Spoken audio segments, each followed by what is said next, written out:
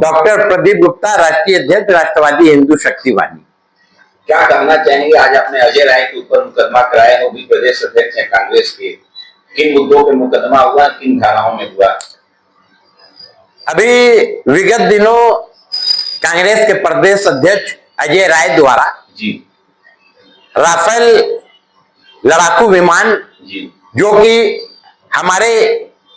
देश की आन बान शान है जी और कहीं ना कहीं से अपनी उच्च मारक क्षमता के लिए पूरे विश्व में जानी जाती, उसकी तुलना कांग्रेस प्रदेश अध्यक्ष अजय राय द्वारा एक खिलौना विमान से करते हुए एक माहौल बनाने का कार्य किया गया और देश में एक अफवाह फैलाने का कार्य किया गया कि राफेल विमान केवल भारत सरकार ने एक दिखावे के लिए लिया है, इसका कहीं प्रयोग नहीं होना है। कांग्रेस प्रदेश अध्यक्ष का यह बयान देश के यशस्वी प्रधानमंत्री, जिनके सशक्त नेतृत्व में माननीय मोदी जी के पूरे देश की जनता, देश की भारतीय सेना, पैरामिलिट्री फोर्सेस सब एकजुट होकर के और आतंकवाद के विरुद्ध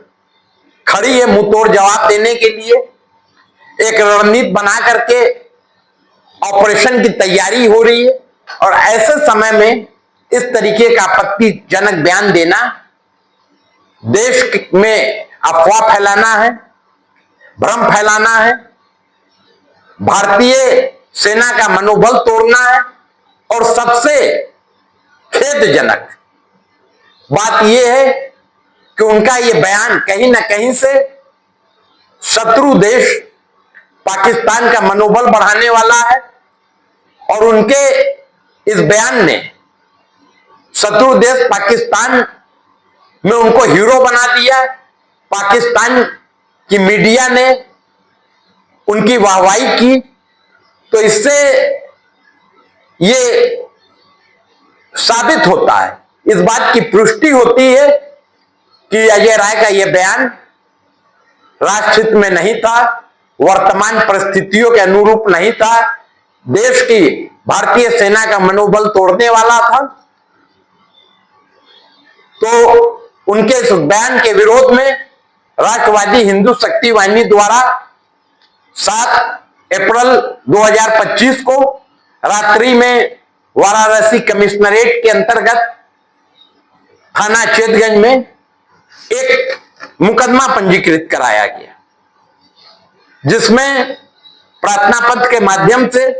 राष्ट्रवादी हिंदू शक्ति वाहिनी ने उनके कृत्यों का उल्लेख करते हुए उनके विरुद्ध कठोर कानूनी कार्रवाई की मांग वाराणसी पुलिस से की है। साथ ही राष्ट्रवादी हिंदू शक्ति वाहिनी ने वाराणसी पुलिस प्रशासन को यह भी बताने का काम किया है कि अगर इस मुकदमे में किसी तरीके की भी ढिलाई होगी और जो राष्ट्रवादी हिंदू शक्ति वाहिनी द्वारा जिन बिंदुओं पर प्रार्थना पत्र दिया गया है, अगर किसी भी तरीके से कोई उसमें धारा की कटौती होती है तो राष्ट्रवादी हिंदू शक्ति वाहिनी चुप नहीं बैठेगा,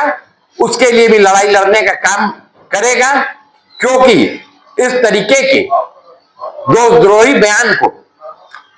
राष्ट्रवादी हिंदू शक्ति वाहिनी कतई माफ करने के मूड में नहीं है। एक प्रश्न आता है, आपने मुकदमा दर्ज कराया अपना नींबू मिर्चा को लेकर के विवाद छिड़ा हुआ था राफेल पे, क्या मुकदमा कराया उच्च स्तरीय किसी अन्य पार्टी के या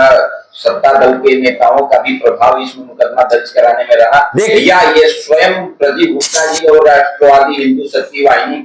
का जो है समन्वय था? क्या कहना चाहिए? देखिए, आप किसी भी जांच एजेंसी से जांच करा सकते हैं। राष्ट्रवादी हिंदू शक्ति वाहिनी किसी भी ना राजनीतिक दल के प्रभाव में है, ना किसी भी राजनीतिक दल का सहयोग लेने जाती है। राष्ट्रवादी हिंदू शक्ति वाहिनी एक राष्ट्रवादी विचारधारा की, सनातन धर्म और संस्कृति से जुड़ी एक हिंदूवादी संगठन है और चाहे कितनी भी बड़ी ताकत होगी उसको राष्ट्रवादी हिंदू शक्ति वाहिनी राष्ट्र और हिंदू धर्म और संस्कृति से बड़ी ताकत नहीं मानता है। जब भी इस तरीके की बात होगी, हमारे राष्ट्रवादी हिंदू शक्ति वाहिनी के साथी, हमारे राष्ट्रवादी हिंदू शक्ति वाहिनी के वीर साथी